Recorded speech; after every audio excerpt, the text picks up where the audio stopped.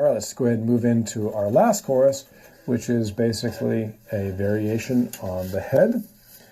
And something comes to mind as I play this is one of the interesting things about the technique that we used to record this.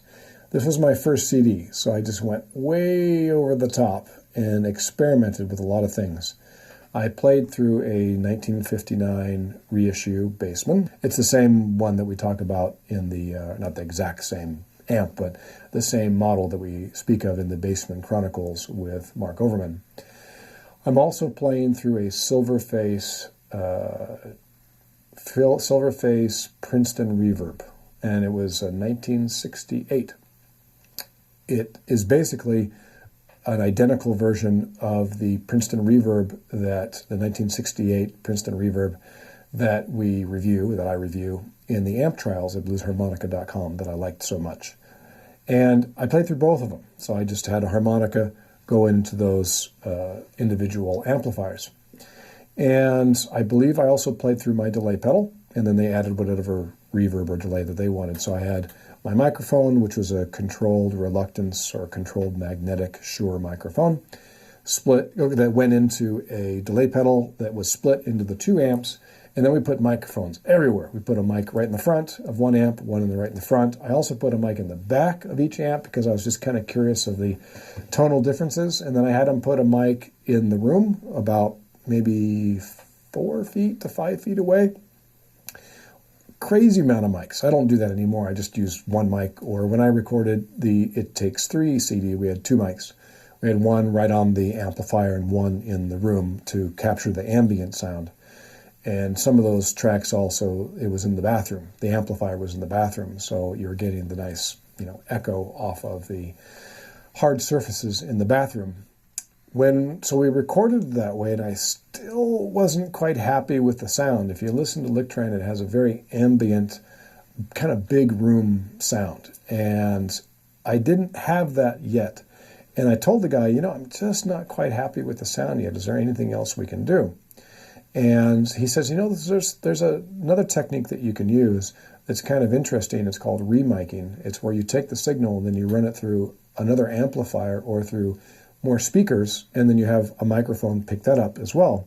So what he did is and this was a great studio. They're now closed. It was called Different Furs, don't remember, but Different Fur Recording Studio up in San Francisco. They've been around for a long time and are well known to do some great work, especially with mic placement. So this was a really cool thing. He played my harmonica part, just the harmonica part, through these huge speakers at the end of the large recording room. And recording studios are commonly different rooms. And in the big room, usually where the piano would be and some of the larger instruments, organ, etc., in this bigger room, he had these huge speakers, and he played my harp through those huge speakers at one end of the room. On the other end of the room, he had, I think, two microphones. It could have been one, but either way, there was a microphone or microphones picking up the sound as it was played out of those loudspeakers, traveling the space across this big room, getting all this reflection from the different surfaces in the room as well. And that's what you're hearing. There's a combination of those two amps, a combination of those mics, some mics being louder or softer, then remiking it through the room, and that's what gives it its just huge sound. So very happy with the sound. It took, obviously, a lot of effort. Now that I'm more experienced at recording, I don't do that type of stuff anymore. I found my amps what generally sounds the best, which is usually a Skip Simmons amp, a Masco from the 1950s type of amplifier, or 40s. I have one amplifier that's from 1939, my Radolec. Generally speaking, a Masco type PA head through a speaker cabinet, and that's what I recorded It Takes Three on.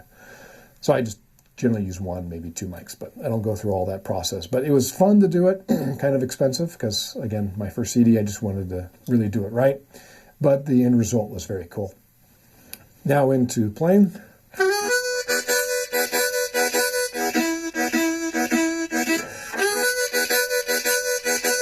Now everything's the same as the head. Now we get this transition up. Little nod to Whammer Jammer. Sorry for all the dogs in the room that had to hear that. a dip on the 10 blow, and then a whole step bend. 10 blow, then 9 and 9 bend.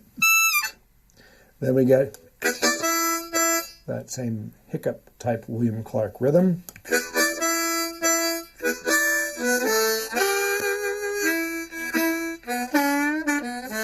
Again, instead of hitting the 2 bend and then going all the way up for just a standard dip on the 2 draw, reminder on dips, most dips are just a half step, but the 2 draw goes all the way to the bottom.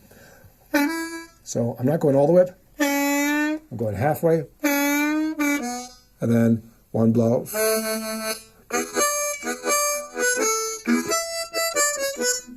Then I changed its direction. Instead of going, or whatever I did, switch to 1 blow, so we go jump low and then come back up.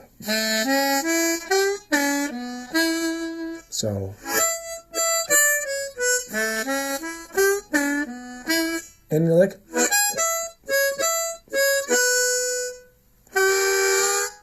whole step to half step.